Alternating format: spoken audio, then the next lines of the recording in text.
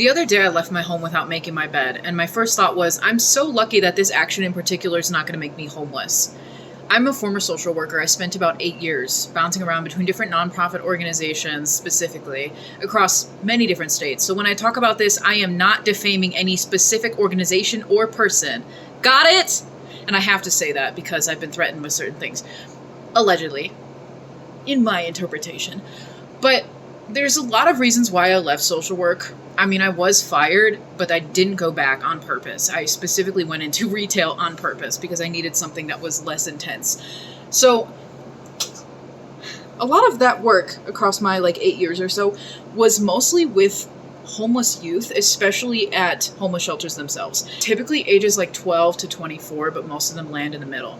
And I did a lot of overnight and early morning stuff. So I saw a different side than during the day, but I was there when most of them went to sleep and woke up.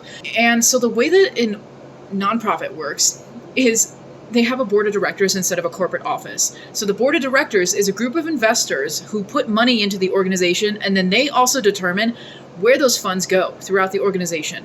What is allocated where? They could also apply for grants, which would be funded by the government and other organizations. But the board of directors typically do decide a lot of the things. So instead of a corporate office, who are typically out of touch when it comes to floor working, the board of directors, more often than not, what I've seen, is they are also out of touch with the populations that these organizations serve, because a lot of the board of directors, not all, but a lot of them are rich people who want to tie their name to some kind of charity, so it looks good when they're a board member of a nonprofit organization that's serving homeless teenagers. So they set some of the rules.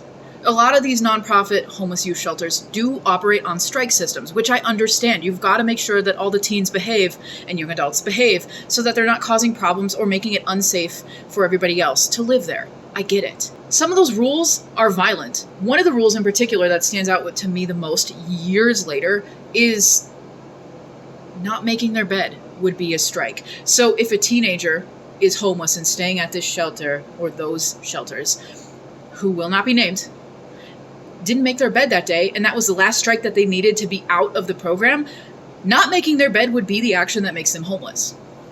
And of course they wouldn't be to blame. It's the absurd, illogical rules, because the way I looked at it is there a fire hazard? No. Are they concealing anything? No. We check them at the door when they go in and out of the shelter. There are regular bed checks and bedroom checks as well.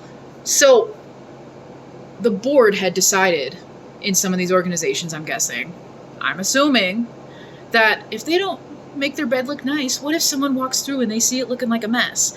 And a lot of times that's the answer higher-ups would give me. So I would make their beds in secret. And I risked my job to do that. But I don't think that any teenager, any child, anyone, any person, any adult should be homeless for not making their beds. Most adults that I know that are housed and pay for their own roof over their own head don't make their beds. I'm probably one of the few adults I know that make my bed every day, and I do that because I like the way it looks when I come home. It looks really nice and put together, and it's clean. But it's not a necessity to live. If it's not making anything unsafe, there's no reason that you have to make it look like a military bed. But that's how strict it was at some of these organizations that I worked at. And that's why I refer to a lot of nonprofits as high barrier, low service. That's what I've been calling it for the past several years, because it takes a lot to get in the door. And then once you're in the door and you're a client, there's not a lot that they can provide you. And that's not all nonprofits, that's just the places that I've worked. I'll be very clear about that. I don't claim to have any experience across the entire USA or any other countries. But my experience, mainly with nonprofits, because that's a lot of what social work is, although there is paid for-profit social work, corporate social work, but it's not as common. And it's not the type of work that usually does homeless youth services, unless you're government. Those little rules were really hard for me to abide by. And so I was caught in this disgusting decision. Do I just put someone on the street for not making their bed today? Or should I risk my job? One time a staff member caught me and thought I was doing something really, really sketchy. And I didn't know, should I admit I'm just making their beds? Because that person was also very strict. You've got power tripping managers who work at these nonprofits and will write up for every little thing. And that's something I had to learn, is that I'm taught one thing, But the way that everybody else operates is the other thing, because they're tiptoeing around these rules to make sure that they can also keep their integrity. Because I felt really slimy after some of these jobs. I felt like even though I had made a positive impact, I also made a negative impact. And that's the downside of working in social work when you work for organizations and you can't do a lot of the things yourself. Now, I understand that some of these rules do exist because there are weird laws in place and requirements for these organizations. I worked for 501c3s, but some of it is the board. And that is why I really struggle with the board, the same way I struggle with corporate now that I work for a retail chain. A lot of them are just out of touch and they set the tone that doesn't make sense. And we're stuck trying to decide if it's worth losing our job over or not. I'm not trying to deter anyone from getting help from a nonprofit. I know that I had helped people's lives get better because of the services that I facilitated at those nonprofits that I worked at across many different areas of social work, not just homeless youth shelters. But that still doesn't mean that I also didn't cause a negative impact, because I did, because that's part of the system. That's why I do think the social work system also needs to be abolished along policing, because they go hand in hand a lot of the time, and a lot of those rules are just outdated or don't make sense or they're violent. I really did hear what people think about homeless people, and it shocks me still to hear that some people really do believe that homeless people are similar to wild animals. And that's a really messed up thing to say, but a lot of people do believe that. And so that's why one of the things that I do for homeless people in my city is that I will always carry a $5 bill on me.